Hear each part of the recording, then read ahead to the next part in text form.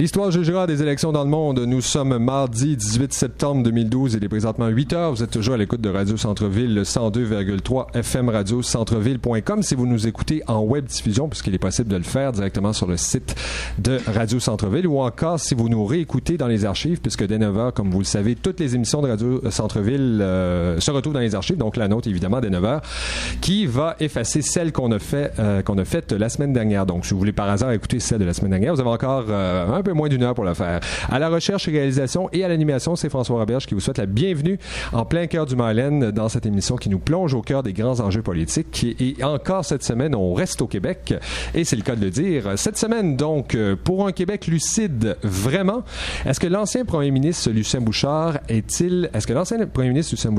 toujours influent? On en parle aujourd'hui avec Myriam Darcy, qui est candidate à la maîtrise à l'Université du Québec à Montréal et chercheur, de même que Simon-Pierre Savard-Tremblay, qui est à sa troisième présence à l'émission L'Histoire jugera, qui est candidat à la maîtrise en sociologie à l'Université du Québec à Montréal et ex-vice-président du Forum jeunesse du Bloc québécois. Simon-Pierre, bonjour. Bonjour, c'est ex-président. Ah, d'accord. Oui, excuse-moi, on a eu un petit problème de son. Je recommence. Rebonjour, Simon-Pierre. Bonjour, François. Alors, j'ai fait une gaffe. J'ai dit répète ce que tu m'as dit? Ah, ben, tout simplement que tu avais dit ex-vice-président de l'aile jeunesse du Bloc québécois alors que j'en étais le président. Effectivement. Donc, ex-président. Merci beaucoup, Simon-Pierre, d'être avec nous. Également, donc, comme je disais, Myriam Darcy, qui en est à sa première présence. Super, Myriam, bonjour. Bonjour. Comment vas-tu? Très bien, et toi? Très, très bien, merci. Alors, Myriam, on va commencer avec toi par une question très simple, très ouverte, puisqu'il est question de Lucien Bouchard. Je vais trafiquer un peu ma question. Myriam, pourquoi aimes-tu Lucien Bouchard? Pourquoi j'aime Lucien Bouchard? Parce que pour moi, comme l'écrivait hier Joseph Facal sur son blog du Journal de Montréal, Lucien Bouchard est un géant, véritablement un géant, l'un des premiers ministres, disons, du 20e siècle qui aura le plus marqué l'histoire. D'abord, celui qui nous aura amené le plus près du but de l'indépendance du Québec pour ceux qui y croient, et puis aussi parce que c'est un politicien à l'ancienne. Je me confesse, j'aime les politiciens qui ont fait le collège classique, qui ont une grande culture, une culture de lettres, et qui ce que j'aime aussi de Lucien Bouchard, c'est sa réserve. Il écrivait dans son livre, je prends un peu de l'avance sur l'émission, mais il écrivait dans son livre qu'un politicien, il n'y a pas de pouvoir sans distance. Lucien Bouchard a toujours pratiqué ça. C'est ce qu'on a vu aussi dans les dernières années. Donc, il fait des sorties quand il croit que c'est nécessaire. Il ne sent pas le besoin d'être toujours dans les médias. Donc, quand les moments l'appellent, quand les moments graves l'appellent, il se sent interpellé. Donc, voilà. Aussi, Lucien Bouchard possède le sens de l'histoire, et puis ça vraiment, je suis très sensible à ça. Future historienne, si ce n'est déjà fait. Oui. Simon-Pierre, pourquoi aimes-tu Lucien Bouchard? En fait, est-ce que j'ai dit que je l'aimais pour commencer? Pas vraiment, mais comme je vous ai invités tous les deux, je vous ai soupçonné de l'aimer, alors je vais le vérifier. Aimes-tu Lucien? En fait, je dois avouer que c'est peut-être un des très très rares points de divergence que j'ai avec Myriam. Alors, qu'est-ce que je pense? Je suis d'accord avec tout ce qu'elle vient de dire, à l'exception du point sur le sens de l'histoire. Je vais y revenir après. Je suis d'accord effectivement, moi aussi, que j'ai une certaine, moi aussi, nostalgie pour l'homme de 95, l'homme qui nous a menés si près du but. J'ai une certaine nostalgie pour l'homme des collèges classiques, l'homme qui ne se rabaisse pas, justement aller dans les talk shows cheap et des affaires comme ça. Sauf que je me rappelle néanmoins de l'homme qui a pris les commandes au moment où c'était le plus important, en 1995, après un quasi-match nul, et qui, malheureusement, a complètement cédé à la pression, complètement cédé au plan B des fédéralistes qui visaient justement à rappeler au Québec qu'il n'est qu'une province. Et là-dessus, on peut dire qu'il s'est contenté justement de gérer à la petite semaine dans le cadre de la province de Québec. Par exemple, il y avait 3 volets dans l'offensive des fédéralistes. Il y avait l'offensive financière, l'offensive juridique et l'offensive de propagande. Et dans les 3 cas, on peut dire que Lucien Bouchard s'est malheureusement écrasé et a même parfois blâmé la population québécoise de ne pas l'avoir suivi lui. Myriam, a-t-il été bon premier ministre, à la limite bon chef du Parti québécois, ce Lucien Bouchard? Je veux juste, répondre à Simon-Pierre au sujet du rôle qu'a tenu Lucien Bouchard, c'est qu'il a assumé, en fait, ses devoirs. En 95, il a quand même, malgré la maladie, malgré sa famille, malgré tout un tas de responsabilités, il a quand même décidé de faire le saut. Et puis, quand ça a compté, il était présent. Je pense pas que Lucien Bouchard soit parfait. Je pense pas qu'il a agi de manière parfaite en toutes circonstances. On pourrait parler de l'affaire Michaud. Bien sûr qu'après le référendum de 95, après certaines malversations au niveau des votes dans certaines parties de Montréal, on se serait attendu à plus de combativité. Bien sûr, c'est ça. Je ne dis pas que Lucien Bouchard est parfait, mais au moment où ça comptait le plus, il était présent. Donc c'est vraiment ce que je voudrais préciser. Pour répondre à ta question, François, est-ce que Lucien Bouchard a été un bon premier ministre? Oui. Est-ce que l'atteinte du déficit zéro a été menée de manière parfaite? Non, bien sûr que non. Sauf que il a agi de manière responsable au moment où la situation le commandait. Donc, est-ce que les infirmières qui ont été mises à la retraite, les hôpitaux qui ont été fermés ont été faits? Est-ce que ça s'est passé exactement comme ça aurait dû se passer? Peut-être pas, mais je veux juste rappeler que la cote du crédit du Québec était vraiment dramatiquement basse à ce moment-là. Donc oui, je pense qu'il a été un bon premier ministre. Est-ce qu'il a été un bon chef du Parti québécois? Lui-même le dit souvent, il l'a dit dans son livre, la greffe n'a jamais tout à fait prise. Je pense qu'il était peut-être plus aimé dans la population encore aujourd'hui que dans le Parti québécois. Par contre, est-ce que le Parti québécois a agi de manière correcte avec lui? On pourrait aussi renverser la question. J'aime pas quand on l'a eu dans les rassemblements où on nomme tous les anciens premiers ministres. Donc, peut-être qu'il a mal compris la culture du Parti québécois, mais moi, je pense que ce qui est le plus important, c'est est-ce qu'il a été un bon premier ministre, est-ce qu'il a été un bon co-porte-parole du camp du oui, et puis ça, la réponse est oui, sans aucun doute. Je veux préciser aussi, moi aussi, je trouve complètement ridicule qu'on puisse huer qui que ce soit dans un rassemblement, même Pierre-Marc Johnson, qui pour moi a été le pire chef de l'histoire du Parti québécois. Quoi qu'André Boisclair. Mais en fait, justement, moi, je l'attaque évidemment pas sur l'axe progressiste conservateur, comme tu le sais, c'est pas du tout pour moi la raison pour laquelle je peux condamner l'action de l'homme. En fait, moi je dirais, pour répondre justement à la question, a-t-il été un bon premier ministre, ça a été justement, t'as fait le bon choix de mots, un premier ministre provincial. Parce que pendant que les fédéraux réduisaient unilatéralement les paiements de transfert et que se tramait le vol de la Caisse d'assurance emploi, le gouvernement du Québec s'est engagé justement là sur la voie du déficit zéro.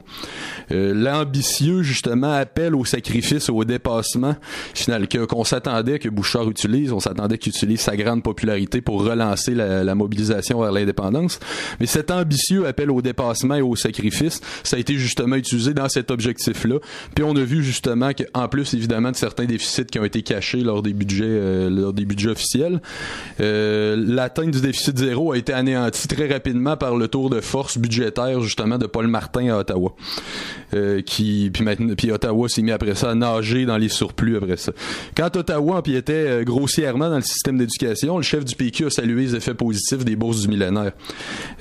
Quand la Chambre des communes votait la loi sur la clarté, Lucien Bouchard s'est mis à blâmer les Québécois. Et tandis que le contexte de mondialisation exigeait qu'on ait un certain rayonnement international, il fermait des délégations à l'étranger. C'était une façon de consentir à la légitimité diplomatique du Canada. Puis le français recule, c'est pas grave, faut pas bousculer la paix linguistique. C'est qu'il y avait une peur de la chicane, un dogme de la bonne entente dans l'administration Bouchard. Puis justement, Bouchard, un de ses premiers gestes, ça a été de faire un discours, le discours du Centaure, où il a rassuré la communauté anglaise de dire « Ne vous inquiétez pas, vos intérêts ne seront pas menacés sous mon administration ». Peu à peu, il dit la même chose aux militants du PQ en disant que relancer le combat linguistique, s'il devait faire ça, s'il devait en venir à faire ça, il pourrait plus se regarder dans le miroir. Donc c'est pour ça que je dis qu'il n'a pas eu le sens de l'histoire, qu'il a failli à sa responsabilité historique, puis je dirais même que la petitesse dans laquelle il a enfermé le Québec s'est montré sous le jour le plus extrême lors de l'affaire Michaud, qui était absolument scandaleux, une affaire absolument scandaleuse. Il a failli véritablement à sa responsabilité historique. Donc, plus encore, évidemment, à mon avis, qu'un discours stérilisé qui présentait la souveraineté en des termes comptables, je pense que c'est sa politique et sa non-politique qui ont véritablement eu un effet démobilisant dans la population. Ben, je rajouterais là-dessus, avant de te passer le micro, Myriam, personnellement, j'ai comme une espèce de love-hate relation avec Lucien Bouchard. Ah, moi aussi, d'ailleurs. Je le constate. Mais si je me place dans la peau du militant que je suis, dans ces années-là, c'était pas motivant à militer au Parti québécois. Le membership était bas. Lucien Bouchard n'envoyait pas vraiment de message aux militants en leur disant continuez d'espérer, continuez de rêver. le pays va revenir, on ne sait pas trop quand, mais continuer. Au contraire, ce qu'on entendait de Lucien Bouchard, c'est qu'il détestait les conseils nationaux. En d'autres mots, j'avais l'impression que l'opinion du citoyen au micro, ça l'écœurait, alors que c'est la base même de la démocratie, c'est la base même d'un parti politique. Et je dois le rajouter à ça, son départ fracassant en janvier 2001 sonnait pour moi, bon, je suis tanné de la dissidence, alors que c'est quand même la vie d'un chef de parti politique de faire face à la dissidence. Et il n'était pas sans le savoir, en allant au Parti québécois, que c'est le parti le plus ingérable dans tout le Canada, je crois. Myriam, tes réactions? Ben d'abord, j'ai précisé il y a quelques minutes là, que la greffe n'avait jamais prise au Parti québécois entre Lucien Bouchard et les militants que nous étions. J'étais trop jeune à ce moment-là, mais j'ai été militante du Parti québécois par la suite. Que dire, le discours du Centaure, bien sûr. L'affaire Michaud, bien sûr. Je l'ai dit tantôt, là, l'affaire Michaud... le congrès du miroir. Le congrès du miroir, oui, voilà. Mais c'était pas non plus motivant, mobilisant de militer au Parti québécois après le premier référendum. Hein. Il faut se remettre en contexte. Militer au Parti québécois alors que notre rêve a échoué, ça devait commander une foi très, très grande et un goût du militantisme vraiment incommensurable parce que j'imagine que on sait, les troupes étaient démobilisées, abattues, donc faut pas mettre la faute seulement sur Lucien Bouchard. Non, c'est vrai, mais la partie fais-moi rêver n'est jamais vraiment venue. Là. D'un chef, je dois avoir cette certaine motivation, surtout d'un chef du Parti québécois qui a un projet de société. Je peux comprendre, au lendemain d'un référendum, c'était peut-être pas le temps encore d'en parler, mais l'espèce de nationalisme économique, budgétaire dans lequel on est embarqué, personnellement, moi, à un moment donné, je m'y perdais, puis j'ai un petit peu décroché. Est-ce que, oui, vas-y. Est-ce que le beau risque nous aurait fait, nous qui étions trop jeunes, rêver? Je ne pense pas. Et puis, rappelons-nous c'était une erreur aussi. Ouais, rappelons-nous aussi 81-82, il y avait des déficits, il y avait une crise économique aussi, donc il faut se rappeler le contexte budgétaire. Lucien Bouchard a voulu faire le déficit zéro parce que la situation économique qui dépassait la question nationale, c'était une situation économique à l'échelle du Canada, elle commandait un redressement budgétaire. Même chose en 81-82. Seule petite précision, mais voilà. Je dirais à propos tu parlais un peu de l'agacement de Lucien Bouchard face aux conseils nationaux. Justement, moi, je sentais chez cet homme qui, on va se le dire, est resté quand même une énigme pour beaucoup de Québécois. Je sentais chez cet homme une triple méfiance face à ses militants, face à la population et surtout peut-être même face à lui-même. Je sentais qu'il y avait peut-être un manque de confiance par rapport à sa personne. Mais on lui demandait pas justement d'être le Messie, parce que si j'ai lu un livre récemment qui s'appelait Le Messie récalcitrant, ça me fait quand même penser à Lucien Bouchard. On l'a un peu vu comme ça aussi. Oui, sauf que être un chef, ce n'est pas tout prendre sur ses épaules, c'est tout le contraire en fait. Effectivement. Et puis là-dessus, mais dans son livre, il se refuse. Il dit qu'on ne peut attendre un Messie, on ne peut espérer un Messie. Lui-même refuse refuser le rôle. Mais toi et moi, Myriam, on fait partie un peu de la même frange dans le mouvement indépendantiste. Un des virages qu'on condamne, c'est le virage au niveau du discours concernant l'identité nationale, quand le PQ a plus ou moins, et surtout le Bloc après, plus ou moins pris des éléments du multiculturalisme canadien pour en faire sa nouvelle ligne identitaire à cause du traumatisme des propos de Parizeau. C'est sous Bouchard que ça s'est fait. C'est surtout au Bloc québécois que ça s'est fait, au Congrès de 2000. Mais ça a commencé avec le discours du Centaure et tout ça. C'est qu'après, au Congrès du Bloc, mais surtout, on peut dire que quand Lucien est parti, c'est son frère Gérard qui a théorisé autour de ça. On ne peut imputer à l'un ou à on ne peut imputer les travaux de Gérard Bouchard à son frère Lucien Bouchard. Quand même, ce sont deux individus distincts. Oui, il y a eu un traumatisme après la déclaration de Parizeau en 95, bien sûr, et puis ça a traumatisé tout le mouvement souverainiste. Les adversaires en ont profité.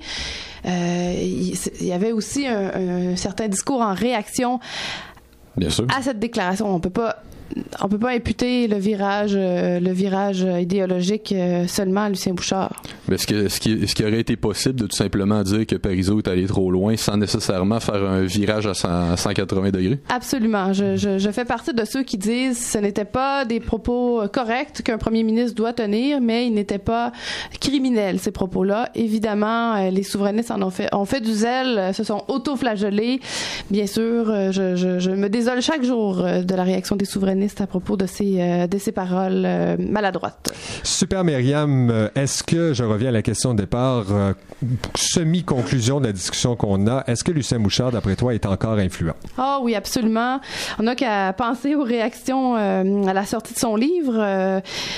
Avalanche d'entrevues dans les médias, réactions passionnées. Il y a aussi Lucien Bouchard, peu importe ce qu'il dit, suscite des réactions. Pensons à toutes les sorties, le peu de sorties, on va dire aussi, ça va être un élément de ma réponse, le peu de sorties qu'il a faites depuis 10 ans. Chaque fois, ces sorties ont été aucune n'est tombée dans l'oubli. Hein. On n'a qu'à penser au manifeste des Lucides en 2005. Ouais. En 2005, rappelez-vous, les Québécois appelaient un retour aux affaires. Donc oui, mais aussi, c'est ça. Toutes les spéculations qui s'en sont suivies. Toutes les spéculations qui s'en sont suivies. Mais aussi, Lucien Bouchard l'explique dans son livre, hein, dans le chapitre L'art de communiquer. Il faut doser ses sorties, le nombre de sorties. Il faut un effet théâtral. Donc, en restreignant ses sorties publiques depuis 10 ans, il en a fait un événement à chacune d'entre elles. Donc, mais il est indéniable que les gens l'adorent, les gens le détestent. Je pense que les gens le détestent un peu plus dans le mouvement souverainiste, dans la population. Les gens continuent de l'aimer. Donc oui, il a un effet...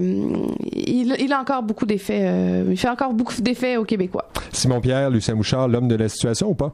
Ben là, on parle évidemment du Lucien Bouchard qui n'est pas en politique actuellement. Voilà. Alors, on pourrait parler peut-être d'un rêve de comeback, mais bon, on est là. Non. Mais il y a quand même ce fantasme-là. Oui, bien sûr, c'est normal. Ça témoigne de notre crise de leadership à bien des égards. Donc, Bouchard, au sortir de son leadership, on peut dire en fait que c'est sous son air où il y a eu un déplacement du débat et un effacement enclenché de la question nationale, je dirais. Et Lucien Bouchard, ça, depuis qu'il n'est plus en politique, on peut dire qu'il l'a assumé complètement, cette démission nationale-là, parce que c'est sorti, à mon avis, dans ses interventions, on peut dire qu'il prône constamment les grands projets, mais je dirais que c'est des grands projets compensatoires pour une nation en panne d'inspiration et qui est passée à côté de son destin. Très juste. Très juste. Oui. Je vais conclure avec le livre, faut-il le rappeler, Lettre à un jeune politicien, signé Lucien Bouchard en collaboration avec Pierre Carouette, publié chez VLB Éditeur. Myriam, évidemment, tu l'as lu d'un trait. Bon, c'est un livre quand même assez bref, à peu près 120 pages. Tes réactions, est-ce que c'est un bon cours de politique pour un jeune ou une jeune politicienne? Ah, absolument. J'aime l'appel que Lucien Bouchard lance, pas seulement qu'aux jeunes, mais aux Québécois. Engagez-vous. Il faut combattre le cynisme en politique. Il se désole que les gens de talent, il en rencontre chaque jour dans son milieu, dans le milieu des affaires, chez les avocats, un peu partout. Il se désole chaque jour que les éléments les plus talentueux du Québec ne joignent pas, ne s'intéressent pas à la chose publique. Il explique bien aussi pourquoi, là. Oui, bien sûr. Il ne jette pas la faute sur les Québécois, mais il dit une société en santé, c'est une société où les gens s'impliquent. Mm-hmm. Donc, il rappelle les années 60, les gens qui avaient fait carrière, qui avaient des talents, des habiletés particulières, se sentaient une responsabilité face à la chose publique, et puis ça donnait des excellents résultats. On a eu des très bons gouvernements à ce moment-ci. Donc oui, vraiment, j'ai adoré ce livre-là. C'est sa pensée politique qui nous est livrée. C'est aussi son amour du Québec et des Québécois qu'on sent chez Lucien Bouchard, un amour très sincère pour les Québécois, même si certains depuis des années font des blagues avec sa sortie sur les heures de travail. Là, on disait travailler, on avait un peu trafiqué ses propos, là, mais moi, je sens un amour très sincère pour sa société, pour son peuple, puis j'ai trouvé ça très touchant, vraiment. Simon-Pierre, réaction? Par rapport au livre, je dirais que effectivement, c'est un bon plaidoyer contre le cynisme. Ça nous permet d'avoir une certaine idée de sa vision de l'engagement public, justement, du dévouement que ça implique, de l'abnégation que ça implique aussi. Donc, est-ce que je parlerais du testament de Lucien Bouchard? Pas nécessairement. Il évoque en début de son livre que peut-être écrire ses mémoires un jour, peut-être ça serait utile effectivement de pouvoir décortiquer ce personnage, comme je disais tout à l'heure, toujours énigmatique. Donc, si je devais conclure, en fait, sur l'homme beaucoup plus que sur le livre, je dirais qu'on peut penser qu'il y a eu 3 Lucien Bouchard, le conquérant, le démissionnaire, puis le lucide. Je dirais qu'en fin de compte, il y a peut-être toujours eu le même, que malgré son aura d'homme d'État, ça a malheureusement toujours été un politicien de province, mais peut-être le plus habile pour nous faire croire qu'il n'en était pas un. Mais c'est pas un politicien de province qu'on peut confier la libération d'un pays. Réaction? J'ai mal quand j'entends politicien de province. Simon-Pierre, je sais que tu veux un peu provoquer. Pourquoi tu me fais des procès d'intention de la sorte? Les auditeurs ne voient pas ton sourire, moi je le vois. Politicien de province, moi j'aime dire... Tu me connais trop, mais... J'aime dire que c'est notre de Gaulle. Non, je pense vraiment pas que Lucien Bouchard est un politicien de province. Au contraire, il nous a amené, c'est lui qui nous a amené le plus proche du destin que l'on souhaite, toi et moi et François, évidemment. Je voulais juste ajouter une chose, en fait. Ma grande surprise dans ce livre-là, c'est de voir à quel point l'amour de la chose publique, l'amour de la politique, cet appétit-là ne s'est pas tari pour Lucien Bouchard. On croyait à tort que c'était le cas puisqu'il restreignait ses sorties. Mais ça c'est vraiment une surprise teintée de joie de voir que Lucien Bouchard ne s'est pas désintéressé du tout de la chose publique et qu'il se sent encore interpellé chaque jour. Voilà. Moi, je suis d'accord avec toi. C'est pas une belle-mère, puis je pense que chaque ex-politicien a le droit toujours de se mêler du débat public. Là-dessus, je suis d'accord. Et ils sont surtout bien placés pour le faire. Absolument. Ah oui. Super, Myriam, c'est l'heure de la pause musicale. On vote pour qui, là? On vote pour Dumas, son dernier album sorti au printemps dernier. Donc, je vous suggère la chanson Souvenir en mitraille, mais achetez l'album, écoutez-le encore et encore, comme je le fais ces temps-ci. Voilà. Voilà. Alors, Dumas à Radio Centre-Ville, et au retour, on revient un peu sur Lucien Bouchard, mais on parle surtout de l'avenir, c'est-à-dire du cabinet Marois qui va naître demain.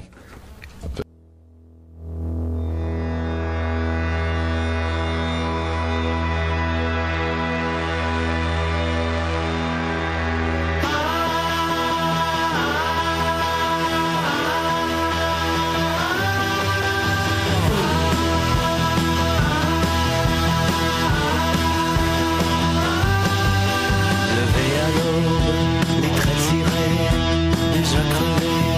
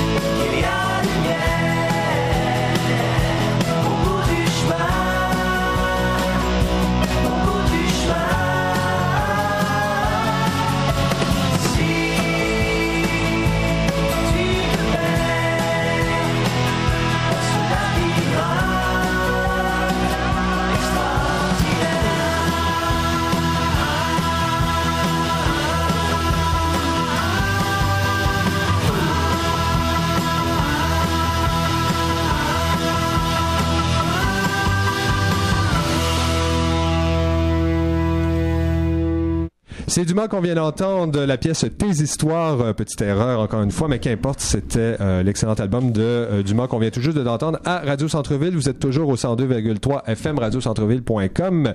Si vous avez des projets d'émissions à soumettre à Radio Centre-Ville, c'est toujours possible de le faire.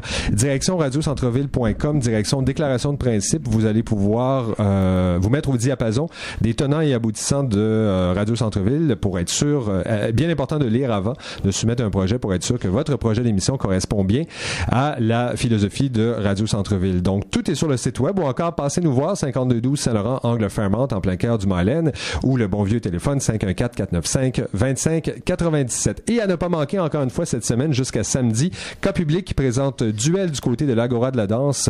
Ça reprend demain jusqu'à samedi. Pour en savoir davantage, agoradanse.com. J'ai eu la chance de voir le spectacle mardi dernier à sa première et ça vaut la peine. Donc, direction Agora de la danse, 840 rue Cherrier. Vous êtes toujours en compagnie de Super Simon-Pierre Savard-Tremblay et de Super Myriam Darcy. Alors, Myriam, on va poursuivre. En fait, on reviendra peut-être, si on a le temps, sur l'héritage de Lucien Bouchard. Qui sait si à travers cette analyse électorale, il ne pointera pas à l'horizon. Mais si vous voulez bien, on va se prêter au même exercice que j'ai fait la semaine dernière avec Eliane Laberge, présidente de la Fédération étudiante collégiale du Québec, c'est-à-dire analyser les résultats en ordre croissant. Alors, on connaît les résultats et on sait demain que Pauline Marois va présenter son nouveau cabinet. D'ailleurs, il y a toutes sortes de spéculations. Si on a le temps, on pourra en faire.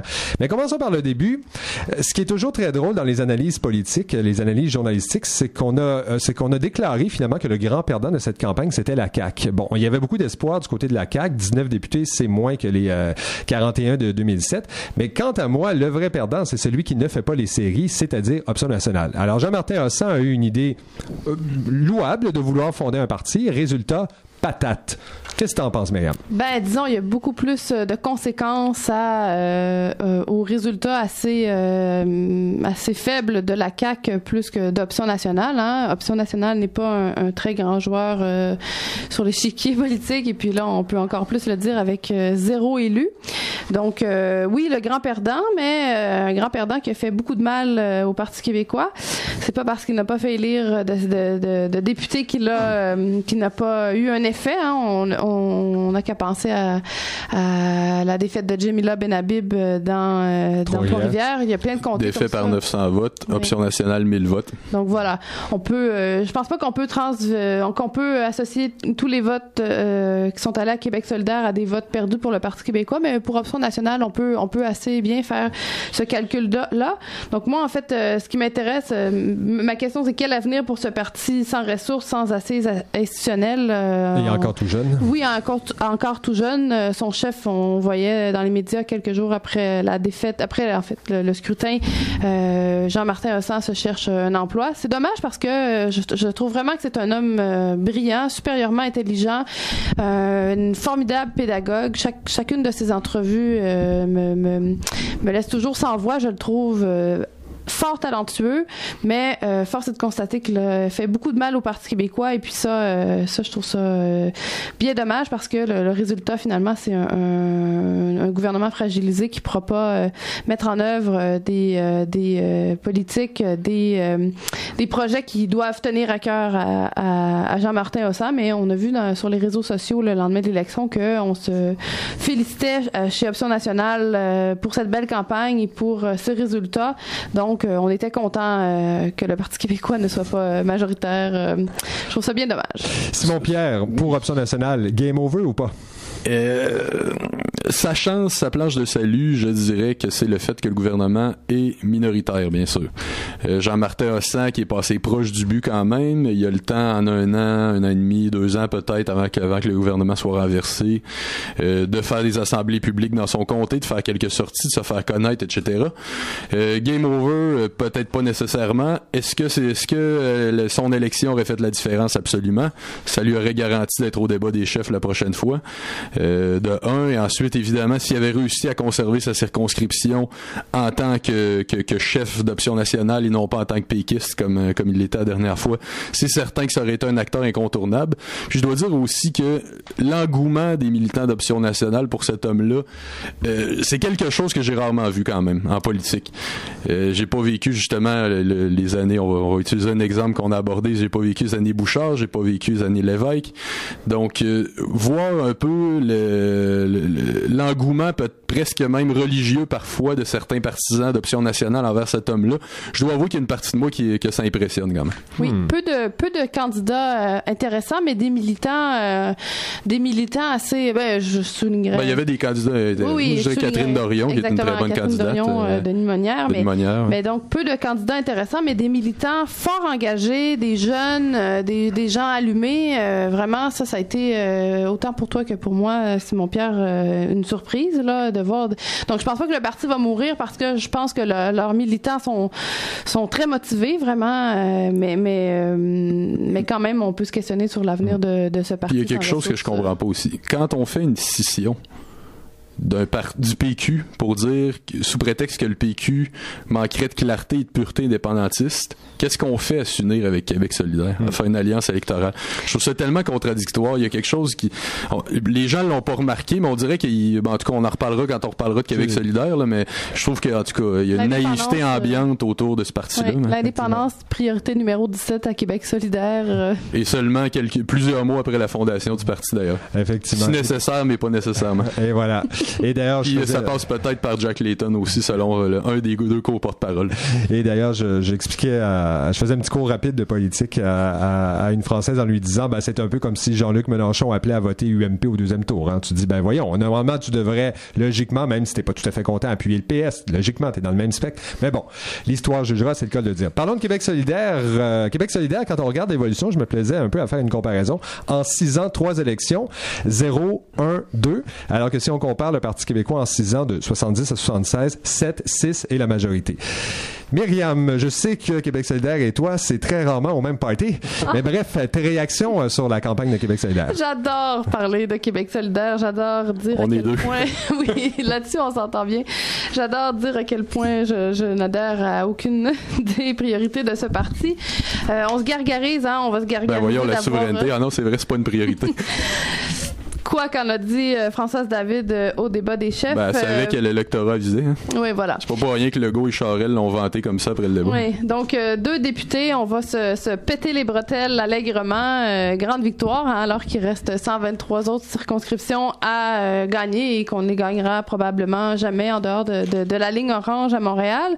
Donc, il faut se rappeler qu'en 2007-2008, Québec solidaire ne faisait que 3% aux 2 scrutins, puis là 6%, c'est pas oui, ils ont doublé leurs appuis, mais c'est pas un résultat. C'est pas grave, ils représentent le 99%. Ils représentent le 99%, voilà. Voilà. Donc c'est ça, résultat assez faible, et puis on a fait perdre un député de grande valeur au Parti québécois. Alors voilà. Simon-Pierre. Je dirais justement, juste pour terminer sur le député de grande valeur, l'adversaire de M. Kadir, M. Jean Poirier, est un très bon candidat. C'est dommage qu'il n'ait pas été très exposé pendant la campagne. D'un côté comme de l'autre. Dans une des deux circonscriptions orange, je pense que on a eu des grosses pertes de ce côté-là au niveau du PQ. D'ailleurs, moi, c'est mon comté, merci. Donc, je suis orange au fédéral, orange au provincial et Ferrandez au municipal. Je suis un homme chanceux. Alors, Québec solidaire, moi j'ai écrit pendant la campagne, j'ai écrit un petit billet qui s'appelait Québec solidaire, aile gauche de l'assentiment canadien. C'est un peu ce qui résume ma pensée sur ce parti-là. J'ai écrit ça suite à la déclaration d'Amir Kadir, la souveraineté si nécessaire, mais pas nécessairement. Puis là, je rappelais certains faits, notamment qu'Option citoyenne, qui a fusionné avec l'UFP, n'avait même pas de position sur la question. Après ça, ça a pris des mois avant que Québec solidaire adopte une position sur la question. D'autant plus que Françoise David se déclarait déjà souverainiste, mais bon, souverainiste avec beaucoup de guillemets, là. Beaucoup de peut-être, de si, de... Puis la réaction de M. Duceppe au début de la campagne, je la comprenais. Parce que je comprends sa déception. Amir Kadir, si au moins il y avait eu l'honnêteté honnêteté, parce qu'il faut se rappeler que le Bloc québécois avait donné plusieurs tribunes à Amir Kadir dans les mois précédant l'élection, justement au nom de l'unité des indépendantistes.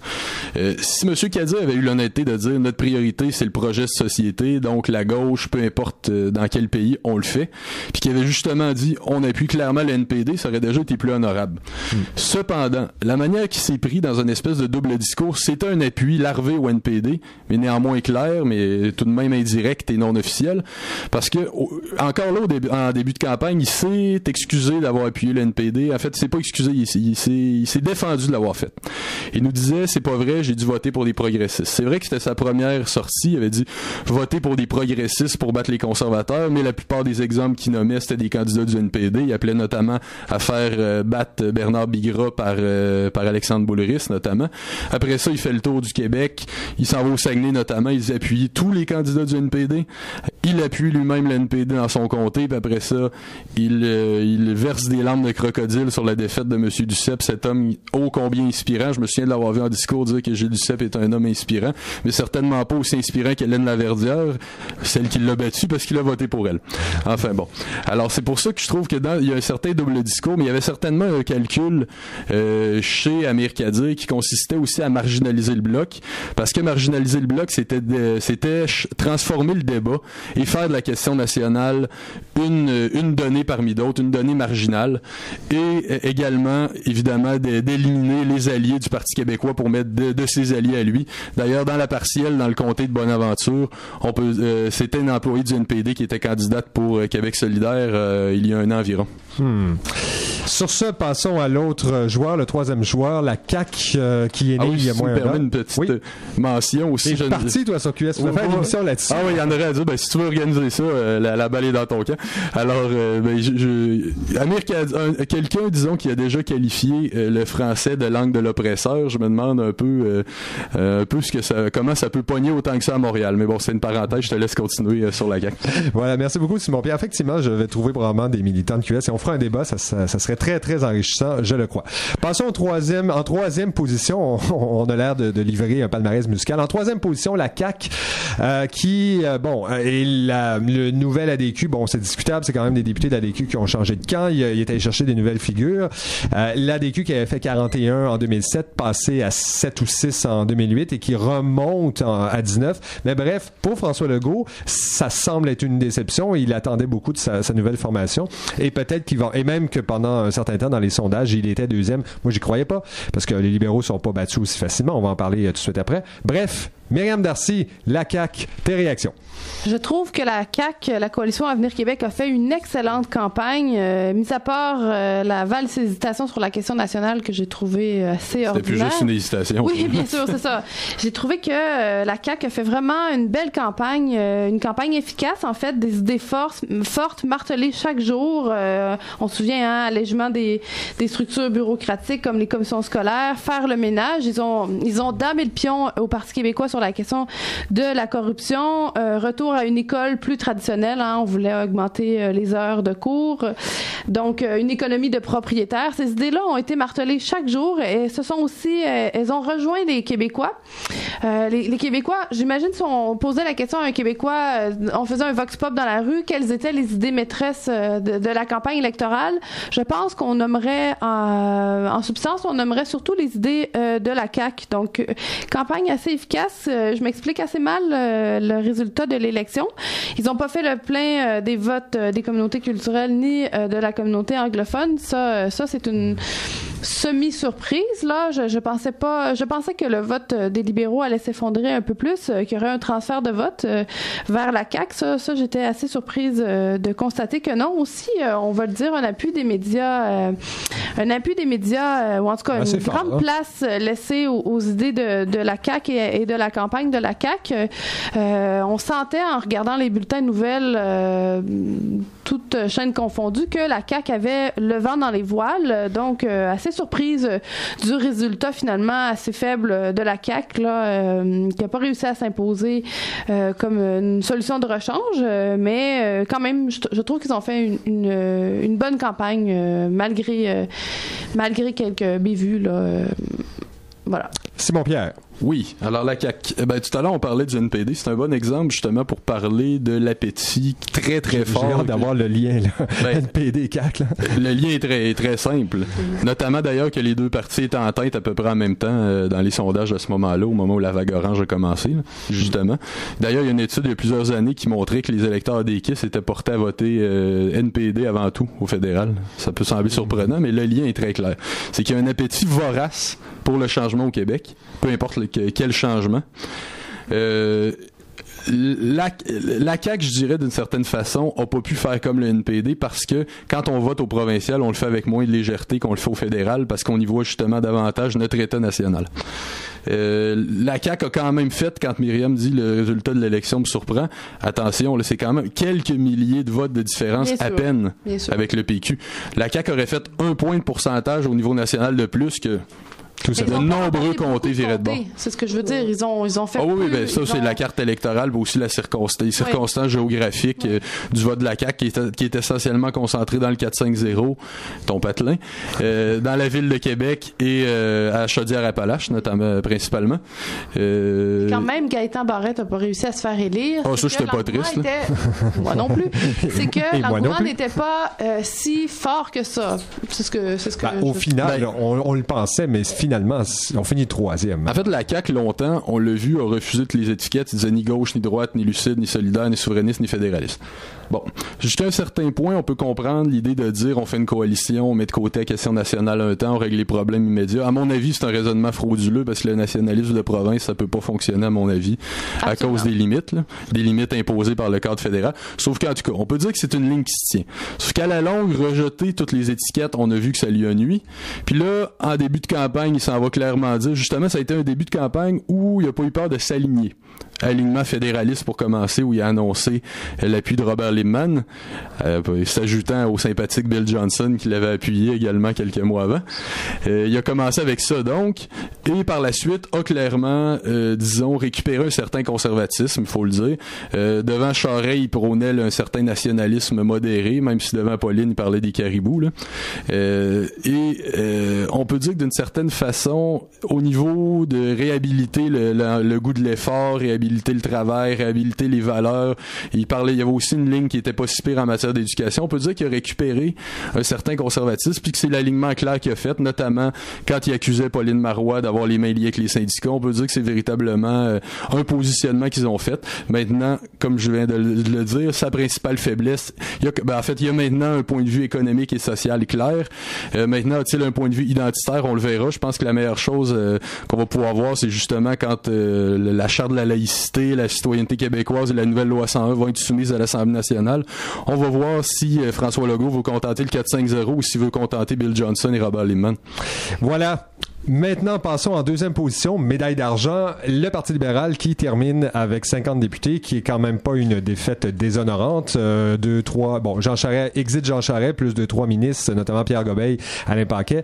Bref, personnellement, je suis déçu parce que je rêvais, c'est un fantasme depuis longtemps exprimé, un carnage libéral. Ça ne s'est pas produit. 50 députés, c'est quand même pas déshonorant. Myriam, est-ce que le Parti libéral pourrait revenir? 50 députés, on est tous. Je pense que personne n'avait prévu un résultat aussi honorable. Là, franchement, oui, ils ont prouvé qu'ils avaient une base électorale ferme, discrète, hein, parce que ce qu'on comprend, c'est que les indécis au sondage, en fait, étaient pour la plupart ou en grande partie des électeurs libéraux discrets. Ça, c'est une question intéressante. Pourquoi êtes-vous discret? Pourquoi n'osez-vous pas afficher vos couleurs? Peut-être qu'ils avaient un peu honte à cause de la corruption. Historiquement, les libéraux ont toujours été discrets aussi. Oui, mais là, ils avaient d'excellentes raisons d'être discrets, on les comprend. De ne pas crier sur les toits leur appui au parti de la corruption. Donc, oui, bien sûr que le Parti libéral va revenir, va rebondir. C'est vraiment pas la même situation que le Parti libéral du Canada qui a fait 30 députés à l'échelle du Canada à la dernière campagne. Le Parti libéral du Québec a beaucoup d'argent, on le sait, des liens privilégiés avec le milieu des affaires, des assises institutionnelles fortes. Ce parti-là, c'est le plus vieux parti au Québec, donc il a une tradition très forte, des cadres du parti qui vont pas disparaître dans la nature, qui vont pas joindre nécessairement la CAQ ou autres partis. Donc, des gens toujours prêts à se réengager. Ils sont l'opposition officielle et puis là, ils auront une course à la chefferie qui durera peut-être pas si longtemps que ça. On le comprend ce matin, là, les candidats, il n'y aura pas tant de candidats que ça et puis ça va vraiment se jouer entre, je pense, Philippe Couillard et Monsieur Bachand. Donc, pas des candidats sortis un peu. C'est pas des gens de l'extérieur, mais c'est des gens aussi qui ont une valeur réelle. Donc, non, je pense que le Parti libéral du Québec va rebondir. Est-ce que ce sera à la prochaine élection? J'espère que non, mais je ne serais pas prête à déclarer ce parti décédé. Voilà. Simon Pierre, ton analyse et tes prédictions libérales. Mes prédictions libérales, c'est rare qu'on me dise ça en ce qui concerne ma personne. Je comprends ce que tu veux dire. Mes prédictions par rapport au Parti libéral. Pas tes souhaits, là. Tes prédictions. OK. Alors, je peux quand même te dire mes souhaits aussi. Mes souhaits auraient été les mêmes que les tiens. Sauf que, évidemment, c'est pas arrivé. C'est pas si surprenant dans la mesure où c'est un parti historique, bien si sûr. Sam Hamad devient chef, moi, ça fait mon affaire. Moi aussi, j'ai failli aimer sa page Facebook. On aurait voulu Christine Saint-Pierre aussi, hein? Ah ouais, ça aurait pu être intéressant. D'ailleurs, un temps, j'avais peur que ce soit Pierre-Marc Johnson qui ressaute là. À un moment donné, j'irais parano quand je l'ai vu appuyer le candidat libéral dans Outremont, puis après ça, il s'est fait nommer à la commission sur les ponts, là. J'ai eu peur un temps. Enfin bon. Donc, évidemment, le Parti libéral est un parti historique, le seul qui existe depuis le début de la province de Québec, avec des assises fortes au niveau des Anglais et des allophones. Indéniablement, parti canadien s'il en est un, parti de la bonne entente, s'entendant comme larron en foire avec le fédéral, et même quand il s'entend pas, il fait croire qu'il s'entend bien. Et puis, je dirais donc, que peut-il se passer avec ce parti? On verra, comme disait l'autre. On verra bien ce qui peut se passer. C'est certain que là, il a réussi à se maintenir en bonne partie. Je pense qu'une bonne partie des Québécois, parce que ça fait pas 50 députés non plus, là, juste l'électorat anglophone et allophone. Une bonne partie des Québécois ont malheureusement cru la propagande loufoque de Charest sur l'imminence d'un référendum, qui allait même en plus de la plus caricaturale des manières aller dire que Legault est un souverainiste caché. Là. Je pense que beaucoup de gens ont cru au drapeau rouge, c'est le cas de le dire, qui était agité par Jean Charest. Mais certainement, beaucoup de gens ont cru à Pauline Marois et au Parti québécois, puisque c'est le parti qui a fini premier avec 54 députés. C'était hier la sermentation de ces 54 députés. Aujourd'hui, c'est l'opposition. Et demain, c'est le nouveau cabinet de Pauline Marois. Super, Myriam Darcy, tes réactions et tes prédictions péquistes. Je ne cache pas mes allégeances. Là. D'ailleurs, je suis une péquiste plus enthousiaste que je l'étais, disons, en 2008. Le programme identitaire du Parti québécois, la charte sur la laïcité, la nouvelle loi 101, cégep français, augmentation de 150 heures en histoire, d'enseignement d'histoire au secondaire. J'étais dans un délire extrême. Là, j'étais très heureuse de cette plateforme électorale.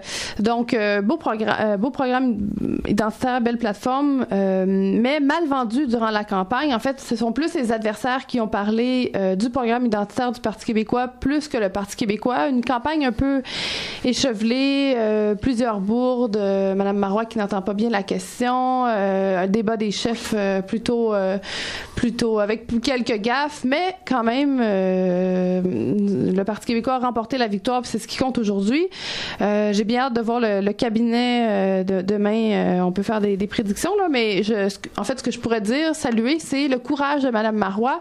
Au lendemain de l'élection, d'abord après avoir échappé à un attentat à sa vie, elle réaffirmait ses engagements en matière de programme identitaire, et puis ça, vraiment, chapeau. Je suis bien fière de voir que elle se tient debout pour ne pas piquer le slogan de QS. Donc, une force de caractère que je salue et un courage que je salue pour Mme Marois. On verra la suite des choses, là, est-ce qu'elle sera capable de mettre en œuvre ces engagements-là. J'en doute fort. Là. Je me souviens dans la plateforme électorale de la CAQ sur la question de la langue, un long préambule pour nous dire que la langue française est importante, mais on appelait les engagements à la gestion des langues, 5e année bilingue au lieu de 6e année bilingue comme le proposait le Parti libéral. Donc, programme identitaire de la Coalition Avenir Québec, on repassera. Alors, je pense pas qu'elle va pouvoir faire adopter tout son programme identitaire, mais je vais me croiser les doigts en espérant que ça arrive. Voilà. Simon Pierre. Mes impressions péquistes, c'est ça? Alors, le PQ a gagné avec une marge très, très faible, une marge de manœuvre très, très faible, et avec un pourcentage aussi plus faible que dans les dernières élections, alors qu'il avait perdu. 29 000 et quelques de votes de différence entre le Parti libéral et le Parti québécois. Puis il faudrait vérifier aussi, peut-être même qu'en nombre absolu de votes, le PQ... en fait, en nombre absolu de votes, le PQ doit en avoir moins que lors, par exemple, de 2003, exemple. Possiblement alors qu'on avait perdu le pouvoir, mais ça reste à vérifier en tout cas. Donc, chose certaine, c'est pas une victoire éclatante. C'est une victoire un peu dans un filet désert, mais bon. Ben, je dirais en fait que je voudrais paraphraser René Lévesque qui en 1970 venait de finir dernier en termes de récolte parlementaire, mais avait fini deuxième en termes de vote populaire. Il avait dit c'est une défaite qui a l'air d'une victoire. Là, je dirais que c'est une victoire qui a l'air d'une défaite.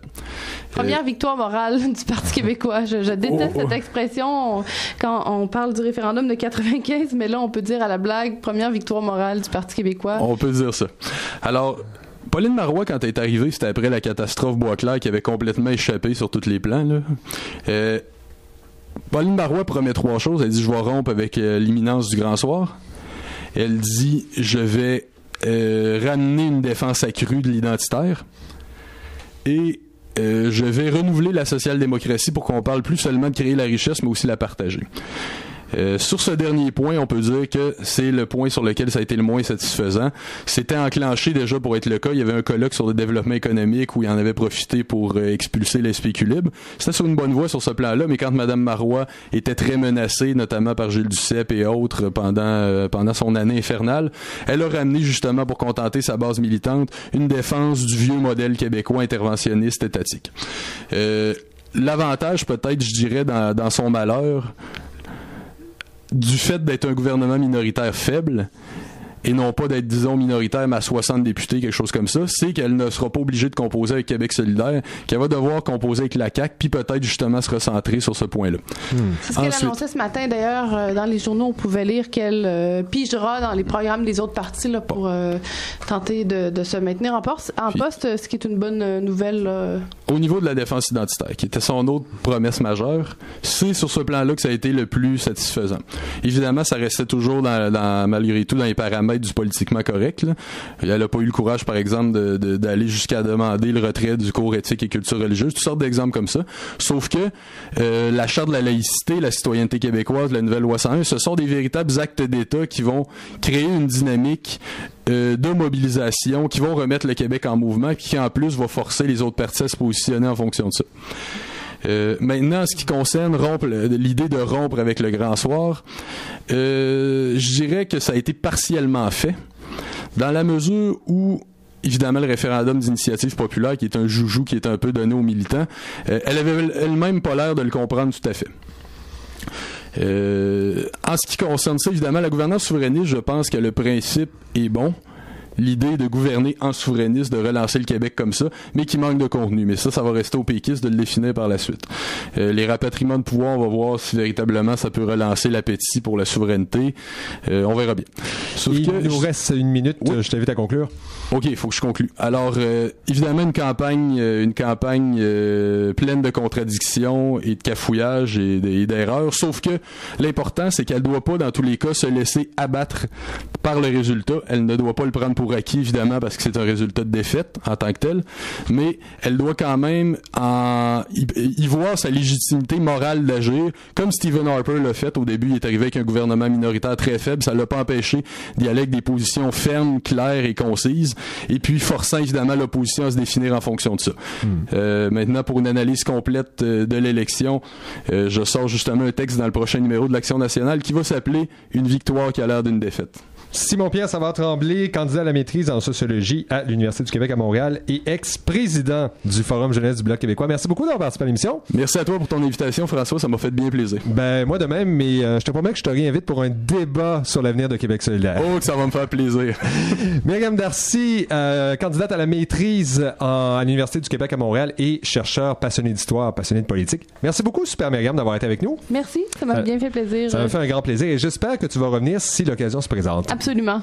À la recherche, réalisation et à l'animation, c'est François Roberge qui vous souhaite une excellente semaine et qui vous donne rendez-vous la semaine prochaine. En principe, la semaine prochaine, on quitte le Québec et on se dirige du côté de la Catalogne et de l'Écosse. Vous saviez que la semaine dernière, lors de la fête nationale à Diada le 11 septembre, autour de 1,5 million de Catalans se sont rendus dans les rues pour manifester l'appui à la souveraineté catalane, ce qui devrait entraîner, enfin pour le moment pour le pays, plus de pouvoir. Il y a des discussions qui s'en viennent entre la Catalogne et Madrid à ce sujet.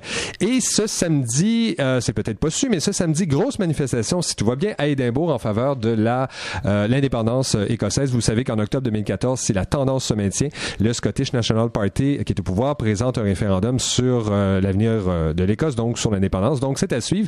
Et la semaine prochaine, si tout va bien, on a un politologue catalan et un politologue écossais qui viennent nous dresser un bilan de la situation dans ces deux États. Bref, rendez-vous la semaine prochaine. C'est tout pour nous. On se donne rendez-vous donc la semaine prochaine. N'oubliez pas, l'Histoire jugera, mardi 8h. Merci tout le monde.